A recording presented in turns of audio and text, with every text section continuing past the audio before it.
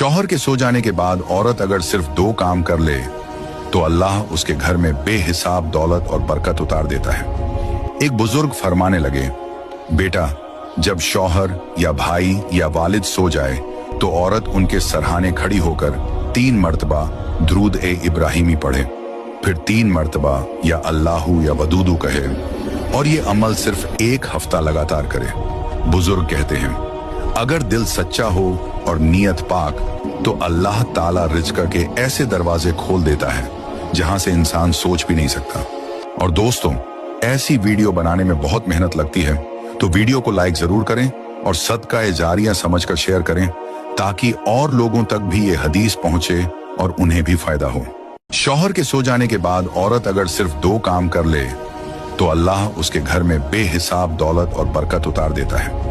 एक बुजुर्ग फरमाने लगे, बेटा, जब शौहर